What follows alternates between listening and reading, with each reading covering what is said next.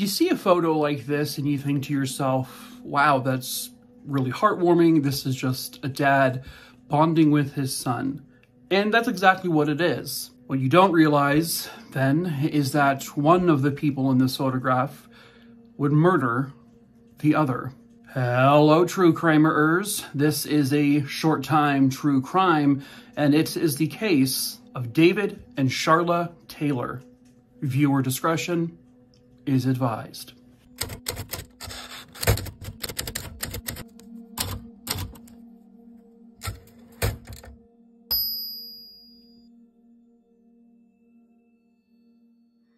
David and Charla were a very loving couple who lived in Helena, Montana, and they would dedicate a lot of their time to fostering children and just taking care of kids in need. Children who didn't necessarily have a place to go would have a place to grow up and have a chance at life. In the late 90s or so, Angie Duckles would give birth to a son, and she would name him Caleb. At the time, Angie was just 16 years old, and the two of them, Angie and her now son, were put into foster care because they were both children. Eventually, Angie decided that she wanted Caleb to grow up and live in a normal environment, so she would end up surrendering her parental rights, and Caleb was put up for adoption. Obviously, it's a very, very difficult thing for her to have done, but she did what was the best thing for Caleb. When Caleb was about 15 months old, he was adopted by David and Charla Taylor. They were a couple who worked in real estate. They had, plenty of money, so they had the means to take care of and raise him. After about 6 months or so, Angie, who was still in contact with Caleb and his, adoptive parents, she saw that her son had a good life, that her son was being well taken care of, fed, he had clothes on his back, he was being showered with gifts for his birthdays, for Christmas, and she did not want him to lose that. So he stayed with the Taylors, but Angie would stay in contact with him, and basically she would, visit him literally all the time, but this was just the right scenario for him. Caleb started having some behavior issues when he was not even a teenager yet. He was about 12 years old. He got thrown out of school for selling pot. And it turns out he, would go on later to continue selling drugs, and he would become kind of a rebel. And then it got to a point where Caleb started robbing his own parents, his adoptive parents.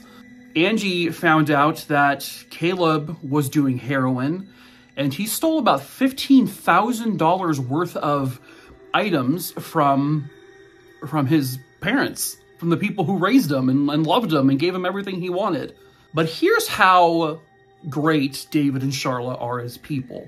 They paid for their son's lawyer and got him through this, the court proceedings from which he stole from them. They were still supportive of him. But it got to a point where even the loving Charla was like, I don't think I can trust Caleb anymore. Charla would actually tell Angie that Caleb has become this master manipulator, and she said that I don't even think he loves us more than he loves crime, like doing drugs and stealing things. On March 19th, 2018, Caleb, along with two of his friends, 23-year-old Kyle Ham, and at this point, by the way, Caleb is now 21 years old, and also 24-year-old Journey Wanky. So Caleb, along with the two friends, would pull up to the house of David and Charla. Allegedly, Kyle Ham stayed in the car while Caleb and Journey went into the house. David and Charla were asleep, and armed with a rebar, Caleb, and Caleb alone did this, he beat them both to death while they slept. He bludgeoned them to a bloody pulp. It was so bad that David's fingertips had been just like destroyed and broken off, so they couldn't identify him through his fingerprints. It was a grisly, disgusting, disturbing murder. Then he, along with Journey, they stole some things from the house, and then they got into the car where Kyle drove them all away. Police very quickly determined that Caleb, who was not in the house when he was supposed to be, also who had just gone through court proceedings because he stole $15,000 worth of items from this house. Well, they realized, well, we need to find him because he may be our suspect. The next day, on March 20th, Caleb just pulled up to the house nonchalantly, and police were like, hey, bud. They brought him in to the police station where he just waived his Miranda rights. And at first he said, I didn't do this, but his attempts to lie wouldn't get him very far, and they wouldn't last long. He would then just go on to flat out confess to what he did. And he did not seem to have any remorse, didn't seem to care. He just said, he told them the story just like it was a story. Like, yeah, I killed him. So Caleb was arrested, and his two friends, who he'd eventually rat out, were also arrested. All three of them were charged with 2 counts of murder because even though Caleb was the only one to physically commit the murders, the other two were there to rob the house. So these murders took place during the course of a robbery, so therefore they are now linked directly to the murders. They also assisted Caleb in cleaning up the crime scene as best they could. They helped Caleb clean out his car to make sure there were no traces of anything. They helped dispose like items of clothing. And then eventually Caleb would lead police to where he buried the clothing. And so this was just, you know, it's one of those things where it's like, you do this and then you just immediately confess like almost within a day. Why? I don't know. It's just like, why would you do it then? If you weren't planning on getting away with it. But again, I'll never understand people. These are people who raised him, who gave him a loving home, who treated him as if Charla had given birth to him herself.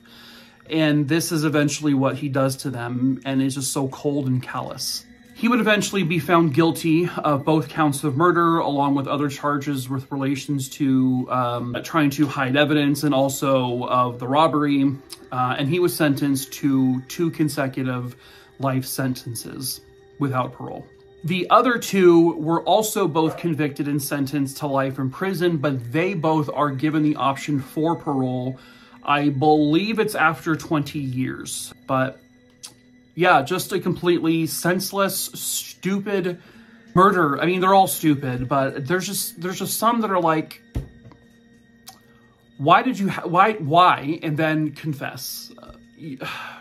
But at any rate, that is it for today's short time true crime. I will be back tomorrow with a full-length crime story for y'all. So in the meantime, ta-ta for now. True crime, a rooney dingy dong dong dong dong dongs. I like dongs.